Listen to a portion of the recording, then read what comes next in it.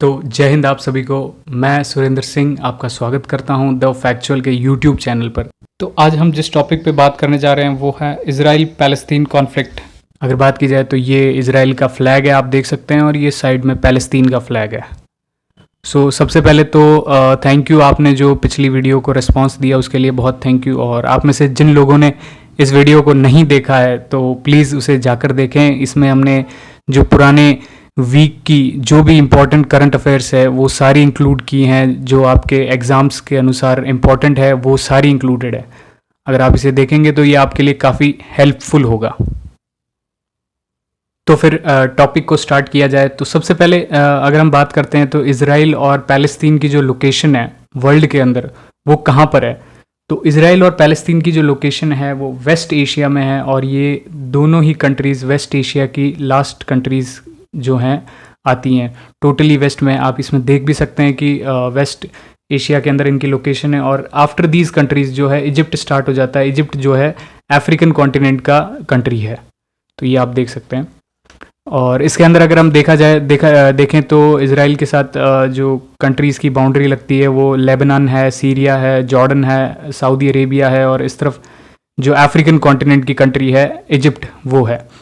और water bodies में भी ऊपर मेडिटेरेनियन सी है। अब अगर इसके अंदर हम ध्यान से देखें तो येलो पोर्शन में जो है, डार्क येलो पोर्शन में, वो इजराइल है। और उसी के जो जस्ट बगल में आप देखेंगे, अगर जैसे ये अगर फर्दर मैप में बात करें तो अभी इस मैप के अंदर जो येलो पोर्शन में वो पैलेस्तीन है, और जो ऑरेंज पोर्शन में है वो इजराइल है।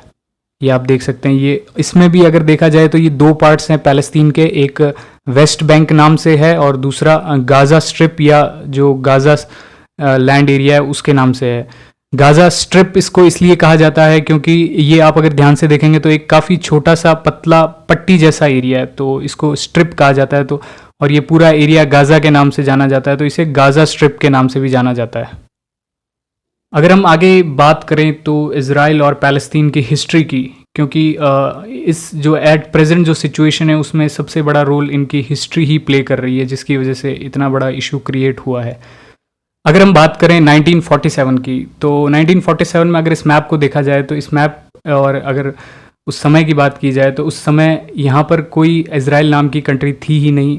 जो जेविश लोग हैं वो वहाँ रहा करते थे, लेकिन एज सच एट प्रेजेंट जो सिचुएशन है, इजराइल नाम की कोई कंट्री 1947 में नहीं थी। ये देखिए, ये आप मैप देख सकते हैं जिसके अंदर 1947 में इसमें इजराइल कहीं नहीं था। पैलेस्तीन जो था वो था, और उसके साथ जेरूसलम जो है, जेरूसलम वगैरह, ये सारी चीज़ें आप देख सकते हैं। और फिर आता है 14 मई 1948। इस दिन जो है इजराइल और पैलेस्तीन का जो है डिवीज़न स्टार्ट हो गया, डिवीज़न हो गया था। और ये डिवीज़न जो है यूएन पार्टीशन प्लान के द्वारा किया गया था, जिसके अंदर जो है 45% एरिया जो लैंड एरिया है जो पैलेस्तीन का था वो पैलेस्तीन को मिलेगा, और 55% जो एरिया है वो जेविश लोगों को मिलेगा, यानी इजराइल, जिनको आज इजरायली कहा जाता है। तो उसी दिन जो है इजराइल कंट्री जो है डिक्लेयर हो गया। और एक इसमें काफ़ी एक लैंड एरिया है जिसका नाम जेरूसलम है, जो जिसे हम the holy city of world के नाम से भी जानते हैं। उसको जो है as a international city declare भी कर दिया गया था, और जो एरिया यूएनओ के अंडर है एज सच उसे ऐसे डिक्लेयर कर दिया गया था। ये देखिए, ये आप मैप देख सकते हैं, ये डिवीजन हुआ था। इस डिवीजन के अनुसार जो येलो वाला रीजन है वो पूरा पैलेस्तीन का रीजन है, और जो इसके अंदर वाइट कलर का रीजन है वो है इजराइल का। और अगर मैं बात करूं इसके अंदर जेरूसलम की, तो ये आप छोटा सा देख सकते हैं, पैलेस्तीन के अंदर ये एक सिटी है जेरूसलम, वो है। क्या कारण रहे कि जेरूसलम को एक अलग पार्ट बनाया गया दोनों ही कंट्रीज से? तो उसमें जेरूसलम की काफ़ी इंपॉर्टेंस पता चलती है तीनों रिलीजन्स के अंदर, चाहे वो इस्लाम हो, चाहे वो जुडाइज़्म जो जेविश लोग फॉलो करते हैं, और चाहे वो क्रिश्चियन रिलीजन हो। तो इन तीनों के अनुसार जो है जेरूसलम की एक काफ़ी बड़ी इंपॉर्टेंस है, जिसके बारे में हम आगे बात करेंगे। अगर बात की जाए इस्लाम के अनुसार, तो इस्लाम के रिलीजन में माना जाता है कि यहाँ पर एक जो अल अक्सा मॉस्क है वो स्थित है। वो मॉस्क तीसरा पवित्र मस्जिद माना जाता है इस्लाम रिलीजन के अंदर। आफ्टर मक्का और मदीना के बाद में ये तीसरा पवित्र स्थान है जो माना जाता है इस्लाम धर्म के अंदर। ये देखिए, ये आप देख सकते हैं अल अक्सा मॉस्क है, काफ़ी मतलब ब्यूटीफुल जगह है। और अगर हम बात करें जुडाइज़्म वो धर्म है जो जिसे जेविश लोग, जो इज़राइल के लोग हैं, वो फॉलो करते हैं। तो उनके अनुसार उनका एक यहाँ पर एक प्रार्थना करने का स्थान है जिसका नाम है वेस्टर्न वॉल। तो ये एकमात्र इनका प्रार्थना करने की जगह है जहाँ पर ये लोग अपनी प्रे करते हैं अपने गॉड से। तो ये वेस्टर्न वॉल है जो यहाँ पर स्थित है, काफ़ी पुरानी जगह है ये। अगर हम बात करें क्रिश्चियंस की इसके अंदर देखा जाए तो क्रिश्चियंस का तो काफ़ी बड़ा रोल दिखाया जाता है इसके अंदर, क्योंकि जो क्रिश्चियंस के जो गॉड थे जीसस क्राइस्ट, उनकी जो लाइफ है वो काफ़ी लाइफ यहीं स्पेंड हुई है, और लास्ट में जो उन बरी किया गया था, दफनाया गया था, वो भी यहीं दफनाया गया था। इसलिए उन्हीं की याद में यहाँ पर एक चर्च भी है जिसका नाम है चर्च ऑफ होली सेपल्चर। तो आप ये देख सकते हैं, ये भी एक काफ़ी ब्यूटीफुल जगह है।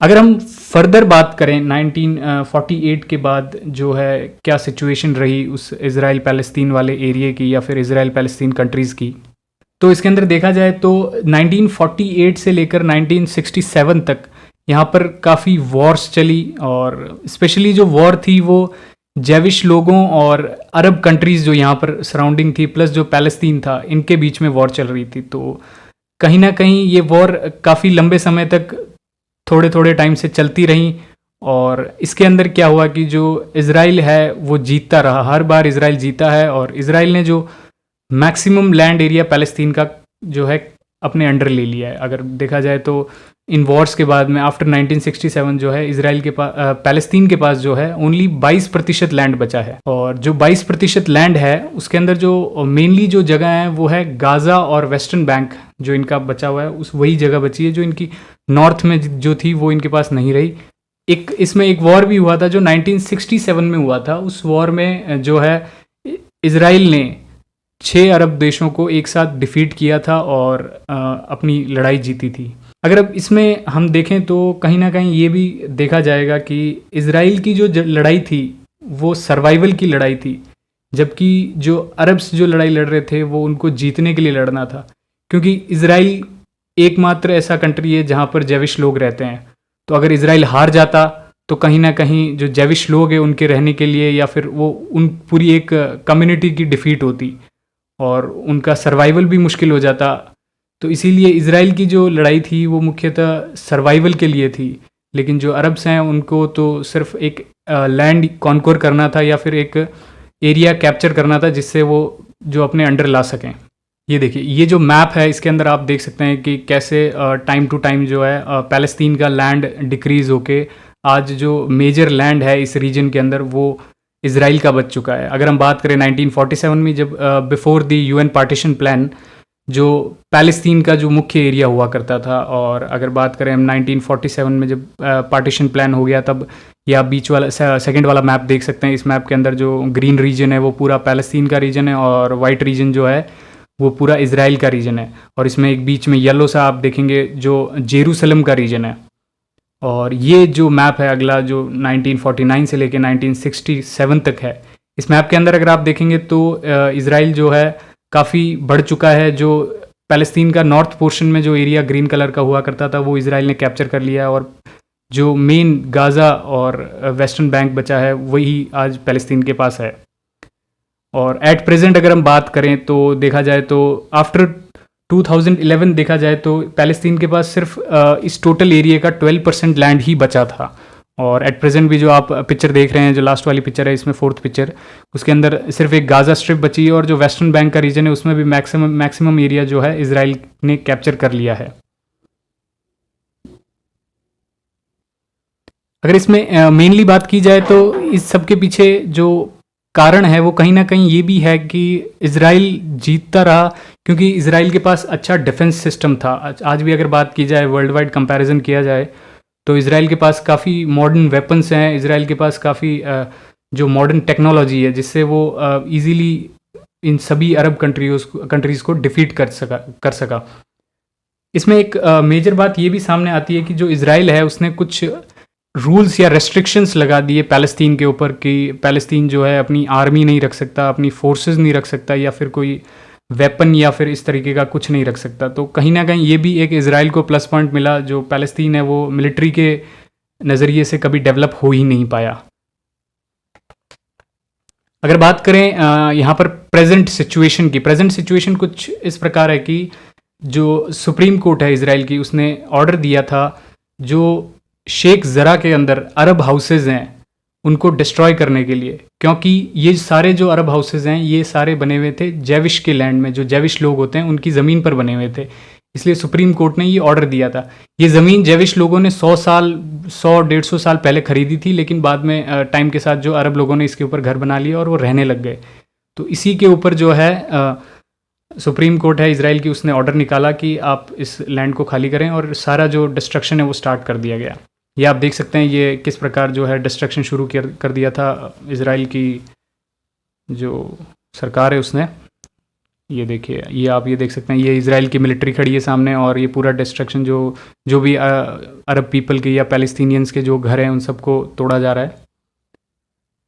हाँ, अगर हम बात किया जाए तो ये शुरुआत कैसे हुई थी, जब फ्राइडे की जो रमज़ान की नमाज़ है वो अलग सा मॉस्क में पढ़ी जा रही थी, और जो यहाँ पर जो पैलेस्टीनियंस या फिर जो मुस्लिम्स जो इकट्ठे हुए थे यहाँ पर, उनका कहीं ना कहीं इंटेंशन था कि वो आज प्रोटेस्ट करेंगे, और प्रोटेस्ट के लिए उन्होंने जो है स्टोन्स और काफ़ी छोटे लेवल के बॉम्ब्स वगैरह अपने साथ रखे हुए थे। और इसी के अंदर ये चीज़ें इज़राइल पुलिस को कहीं ना कहीं पता थी कि इस प्रकार की जो गतिविधि यहाँ पर होगी, तो उसके लिए इज़राइल पुलिस पहले से ही तैयार थी। और जब इन्होंने स्टोन्स मारने शुरू किए और जो बॉम्ब्स फोड़ने शुरू किए यहाँ पर, तो इज़राइल की पुलिस ने सिचुएशन को कंट्रोल किया। लेकिन इसके अंदर इज़राइल की पुलिस ने एक गलत स्टेप लिया है जो कहीं ना कहीं वर्ल्ड वाइड क्रिटिसाइज़ भी किया गया है, कि जो इज़राइल की पुलिस है उसने अलग सा मॉस्क के अंदर विथ वेपन और पूरी फोर्स जो है अलग सा मॉस्क के अंदर एंटर होगी।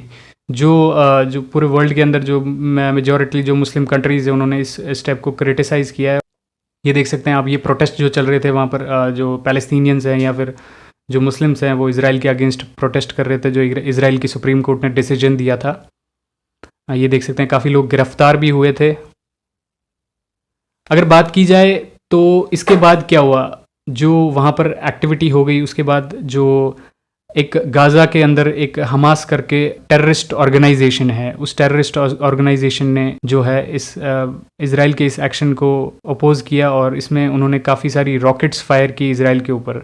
जो ये हमास टेररिस्ट ग्रुप है इसको जो सपोर्ट दिया जाता है, वेपन सपोर्ट, वो ईरान के द्वारा दिया जाता है। और इसके पास जो रॉकेट्स हैं वो कासम रॉकेट है, कासम ए रॉकेट है, ग्राड है और M302 है। ये आप देख सकते हैं, ये काफ़ी सारी रॉकेट्स हमास के पास हैं। जो ये फ़ोटो है, इस फोटो के अंदर आप देखेंगे तो ये कासम रॉकेट है। ये रॉकेट ऐसी है कि इसके जो हिटिंग पॉइंट है उसके बारे में किसी को पता नहीं रहता। ये जस्ट फायर्ड हो जाती है, जिस डायरेक्शन में फायर होती है उस डायरेक्शन में ये चली जाती है, लेकिन ये कहाँ पर जाके हिट करेगी इसके बारे में खुद हमास को भी नहीं पता रहता है, और वो इसे फायर करता है। और इसी कासम का जो है आप देख सकते हैं, जो कासम ए करके है, जो हमास को नया इसका मॉडल मिल चुका है, जो काफ़ी बड़ा है और इसकी रेंज भी काफ़ी ज़्यादा है। तो ये हमास को मिल चुका है, ऑल्दो ये प्रोवाइड करने वाला ईरान ही है इनको। और ये एक मैप साइड में आप फोटो देख सकते हैं, इसके अंदर जो बॉर्डर्स बताई गई है गाज़ा से, जो इस मिसाइल की रेंज है वो इंक्रीज़ कर दी गई है। अब इस मिसाइल से जो हमास है वो मैक्सिमम एरिया इज़राइल का कवर कर सकता है ईजीली।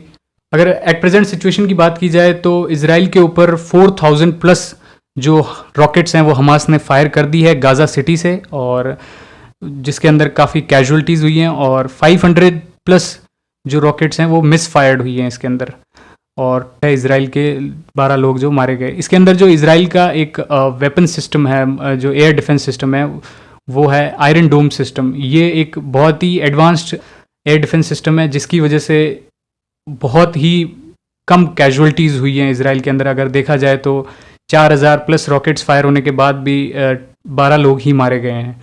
हालांकि कहीं पे जो इकोनॉमिक लॉस तो हुआ ही है, काफ़ी जगह बिल्डिंग्स गिरी हैं तो वो भी है, लेकिन जो एक मेजॉरिटी ऑफ देखा जाए तो कुछ ज़्यादा कुछ लॉस नहीं है, उन 10% भी नहीं है, 1% भी नहीं है, जो 12 लोग ही मारे गए हैं।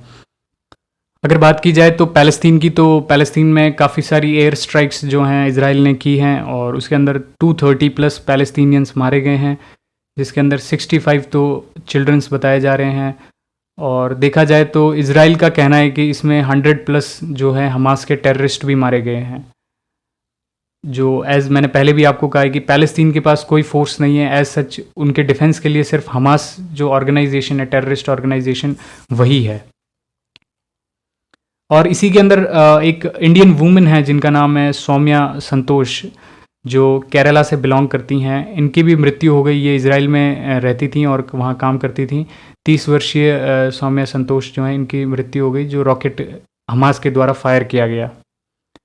और ये इनका जो है अंतिम संस्कार किया जा रहा है इनके धर्म के अनुसार। और ये जो आप देख सकते हैं यहाँ पर इज़राइल के डिप्लोमेट्स भी मौजूद हैं, जो एक काफ़ी अच्छा जेस्चर है। इज़राइल के डिप्लोमेट्स आए और उनकी फैमिली से मिले और उनको जो है हिम्मत दी।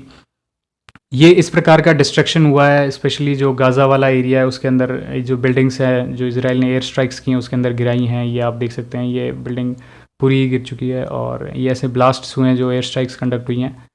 अब अगर हम बात करें तो इंडिया किस कंट्री को सपोर्ट देता है, तो अगर बात की जाए तो इंडिया जो सपोर्ट करता है वो सपोर्ट करता है 2 स्टेट सोल्यूशन को। इंडिया पैलेस्तीन को भी गलत बताता है और इज़राइल को भी गलत बताता है। उसका कहना है कि जो इज़राइल ने किया है वो भी गलत है और जो पैलेस्तीन ने, जो हमास ऑर्गेनाइजेशन है वहाँ की जो कर रही है वो भी गलत है। तो इंडिया जो है दोनों कंट्रीज़ को कहता है कि आप दोनों ने गलत किया और आप दोनों मिलकर इस प्रॉब्लम को सॉल्व करें और जो एरिया प्रॉब्लम है उसको रिजॉल्व करें। इसके पीछे कहीं ना कहीं ये कारण भी माना जा रहा है क्योंकि अगर यहाँ पर इंडिया जो है इज़राइल को अगर अपना पूरा समर्थन दे दे या फिर अपना समर्थन दिखा दे तो फिर कहीं ना कहीं ऐसा भी हो सकता है, क्योंकि हमारे इंडिया के अंदर देखा जाए तो जो J&K का रीजन है जिसके अंदर अक्साई चीन और POK है, तो वो भी कहीं ना कहीं पाकिस्तान और चाइना ने ऑक्यूपाई कर रखा है। तो कल को जो चाइना और पाकिस्तान है वो भी क्लेम करेंगे कि अगर इंडिया कहता है कि जो इज़राइल ने लैंड कैप्चर किया है वो सही है, तो फिर ये भी सही होना चाहिए क्योंकि पाकिस्तान और चाइना ने इस लैंड को कैप्चर किया है। ऑल्दो हमारे रिलेशंस इज़राइल के साथ भी काफ़ी अच्छे रिलेशंस हैं, पैलेस्तीन के साथ भी हमारे काफ़ी अच्छे रिलेशंस हैं। अगर रिसेंटली देखा जाए तो बेंजामिन नेतान्याहू है, इन्होंने एक ट्वीट किया जिसके अंदर उन्होंने 25 कंट्रीज़ को थैंक यू किया है इज़राइल को सपोर्ट करने के लिए। इसमें इंडिया नहीं था, उसके पीछे वही रीज़न है जो मैंने आपको बताया। अगर इंडिया अपना सपोर्ट दिखा देता है तो क्या सिचुएशन हो सकती है। ऑर्गेनाइजेशन ऑफ इस्लामिक कोऑपरेशन है, इसने रिसेंटली जो है इज़राइल की एक्टिविटी को काफ़ी अपोज किया है और पैलेस्तीन के प्रति काफ़ी सपोर्ट दिखाया है, क्योंकि पैलेस्तीन एक मुस्लिम कंट्री है और इज़राइल जो है वो एक जेविश कंट्री है। इसके अंदर जो मुख्यतः जो सपोर्ट दिखाया गया वो तुर्की के द्वारा दिखाया गया। तुर्की ने कहीं ना कहीं एक जो OIC की मीटिंग है उसके अंदर बोला है कि हम एक इंटरनेशनल प्रोटेक्शन मैकेनिज्म स्टार्ट करेंगे जिसके अंदर पैलेस्तीन के अंदर जो है आर्म्ड फोर्सेस जो है वहाँ पर प्रोवाइड करेंगे और जो फंड्स हैं वगैरह सब कुछ पैलेस्तीन के डेवलपमेंट के लिए जो भी रिक्वायर्ड चीज़ें हैं वो सारी अवेलेबल करवाएंगे। क्योंकि जिस स्थिति से इज़राइल अटैक्स कर रहा है तो पैलेस्तीन के बचने के चांसेस बहुत कम हैं, तो इसलिए ये भी दिखाया जा रहा है। इसके अंदर जो काफ़ी कंट्रीज़ है उन्होंने मतलब अपना रोल प्ले किया है। जैसे इसमें दिखाया जा रहा है कि कुछ कंट्रीज़ इसके अंदर जो है फोर्सेस प्रोवाइड करेंगी और कुछ कंट्रीज़ इसके अंदर जो है इकोनॉमिक सपोर्ट देंगी। जैसे रिसेंटली पाकिस्तान ने भी कहा है कि पाकिस्तान अपनी फोर्सेस देने के लिए तैयार है इस ग्रुप को और पैलेस्तीन की सुरक्षा के लिए, और जिसके अंदर बांग्लादेश और काफ़ी कंट्रीज़ हैं जो इसके अंदर फोर्सेस देने के लिए एबल हैं। अगर देखा जाए तो पाकिस्तान की इकोनॉमिक स्थिति ख़राब होगी, लेकिन कहीं ना कहीं जो पाकिस्तान की आर्मी है वो वर्ल्ड की टॉप 10 आर्मी के अंदर काउंट होती है। तो ये एक बड़ा स्टेप होगा, अगर इस OIC ने ये स्टेप लिया तो इज़राइल के अगेंस्ट काफ़ी बड़ा स्टेप होगा। जैसे इसमें काफ़ी नेबरिंग कंट्रीज़ हैं पैलेस्तीन की, जो UAE है और जो भी अरब कंट्रीज़ हैं, ये काफ़ी सपोर्ट देने के लिए तैयार हैं, इकोनॉमिक सपोर्ट पैलेस्तीन को। So at last thank you for watching the video. अगर आपको वीडियो अच्छी लगी है तो इसे लाइक करें और अपने फ्रेंड्स के साथ शेयर करें, और अगर आप ऐसी ही वीडियो आगे भी देखना चाहते हैं तो हमारे चैनल को सब्सक्राइब करें। और अगर आपको डेली अपडेट्स चाहिए करंट अफेयर्स के रिगार्डिंग तो आप हमारे इंस्टाग्राम अकाउंट को फॉलो भी कर सकते हैं जिस पर हम डेली अपडेट्स डालते हैं। सो एट लास्ट थैंक यू और जय हिंद।